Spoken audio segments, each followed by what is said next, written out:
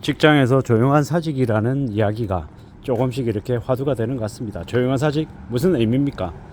회사에서 요구하는 일보다 덜한다. 내가 할 수 있는 충분한 정성을 쏟지 않는다. 나의 에너지를 좀 더 많이 비축한다. 뭐 이런 의미인 것 같습니다. 근데 조용한 사직을 선택하는 사람들은 지금 현재 직장을 잠시 머물고 있고 다른 회사로 옮겨가기 위한 중간 과정이라고 생각하기 때문에 굳이 열심히 에너지를 쏟지 않는 경우도 있고, 그게 첫 번째고, 두 번째는 내가 정말 발버둥 치고 애써도 박히지 않는다라는 절망감 때문에 더 이상 노력해도 소용이 없다라는 그런 생각으로 조용한 사직을 선택하는 경우도 있고, 셋째는 그냥 철저하게 이기적으로 내가 지금 있는 이 회사에서 열심히 할 필요가 없다. 나는 그냥 철저하게 내가 덜 일하고 내 중심으로 내가 덜 힘들고 내가 칼퇴근할 수 있고 내가 고생하기 싫다, 뭐 이런 마음으로 조용한 사직을 선택하는 경우가 있는 것 같습니다. 겉으로 보일 때는 다 똑같아 보이지만 이유가 다 다르기 때문에 그에 대한 대응이 각기 달라질 것 같습니다. 세 번째 경우라고 하면 하루빨리 이제 그 조직에서 그 사람을 떠나보내게 하는 게 맞는 것 같고요. 첫 번째 경우도 마찬가지인 것 같고, 두 번째 경우는 좀 더 고민이 필요한 것 같습니다. 그 사람이 좀 더 열심히 일하고 열정을 가지고 에너지를 쏟을 생각이 있는데 그러한 것들이 회사로부터 좀 이렇게 잘 좀 조정이 되지 않아서 의욕이 꺾여서 낙심해서 그런다라는 건 좀 서글프잖아요. 개인도 마찬가지고 조직도 마찬가지고 각각 서로에게 손해니까 참 되게 서글픈 것 같죠. 그러한 것들이 좀 누그러지기 위해서 회사라는 곳, 조직이라고 하는 곳은 중간에 리더들이 이제 실무자들의 이제 마음을 헤아려서 좀 어떻게 좀 잘 조정해서 좀 잘 갈 수 있을까, 이런 것들을 좀 풀어나가는 게 필요한데, 참 이렇게 이 말로는 그게 되게 쉽지만 현실 세계에서는 쉽지 않은 것 같다라는 생각도 듭니다. 그리고 이제 저처럼 이제 회사라고 하는 곳에서 이제 내몰리기가 이제 되게 쉬운 나이에 놓여 있는 사람들은 또 다른 고민을 하는 것 같습니다. 회사가 아무리 내가 발버둥 치고 애쓴들 회사가 나를 얼마나 일하게 해줄까, 뭐 이런 고민들도 드는 거고요. 뭐 조용한 사직 이런 것들이 사실 이제 저 같은 나이에 있는 사람에게는 좀 사치이고 좀 받아들이기 어려운 사항이죠. 왜냐, 여차했다가는 회사에게 정리해고나 공고사직이나 자를 명분을 줄 수 있기 때문에 조용한 사직 이런 걸 생각할 수 없는 것 같습니다. 그 조용한 사직을 생각하는 사람의 나이는 통상적으로 20대나 30대가 아닐까라고 생각하고, 40대 중반 넘어가면 그런 조용한 사직도 하기도 어려울 뿐더러 할 수도 없을 것 같다라는 생각이 듭니다. 이래저래 조용한 사직, 회사나 개인에게나 다 마이너스인 경우가 되게 많은 것 같은데, 지금 최근에는 SK든 GS든 LG든 롯데든 신세계든 이제 대규모 구조조정 하겠다라는 이야기가 되게 많이 나옵니다.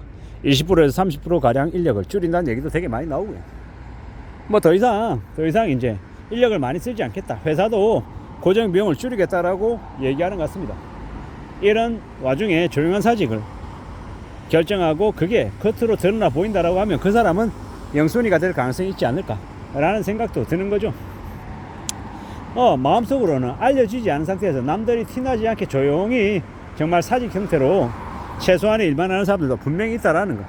월급 루팡이라고도 얘기하고 여러 가지의 표현들도 있겠지만, 제 개인적으로는 그런 생각을 하는 거죠. 회사를 위해서가 아니라 나를 위해서 좀 시간을 들여서 일할 필요가 있지 않냐라는 겁니다.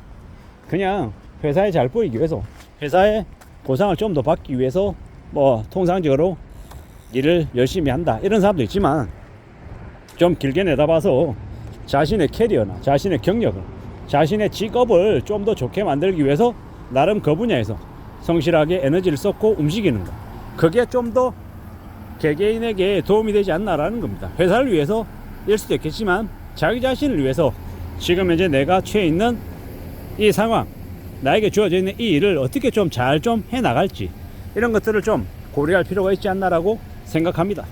앞으로 우리가 살아가면서 지금만큼 힘든 시기가 또 올까, 뭐 이런 생각도 하지만, 앞으로 우리가 살아가는 이제 삶에서 적어도 앞으로 한 10년, 20년, 30년 안에는 지금 같은 어려움이, 더 큰 어려움이 다가올려나 어쩌려나, 이런 생각들도 막 들죠. 잃어버린 20년, 30년이 한국에 닥친다는 얘기가 많아서 드리는 말씀입니다. 이랬던 저랬던 극소수의 사람들은 능력을 또 인정받고 또 생존하고 또 잘 지내기도 합니다. 뭐 모두 다가 그런 건 아니지만 개개인들이 각자 처지에 맞춰서 성실히 살고 열심히 자신의 역량을 기르면 또 그로 인한 나름의 가능성과 길도 열리기 마련이라고 생각합니다. 이게 맞다 저게 맞다 무조건 이래야 된다라고 꼰대식으로 얘기하고 싶은 게 아니라 냉정하게 지금의 상황에 맞춰서 자신을 어떻게 하면 좀 더 잘 개발시키고 발전시키고 앞으로 나아가게 할지를 고려하는 게 좋겠다라는 말씀을 좀 드리고 싶은 거죠. 살아가는 현실이 언제 어떻게 어떤 식으로 뒤바뀔지 모른다라는 거. 개인도 잘 살아야 되지만 기업도 언제 어떻게 무너질지 모르는 게 지금의 시대죠. 나라가 휘청거리고 있는데 뭐 중소기업, 뭐 중견기업, 대기업 말할 것도 없죠.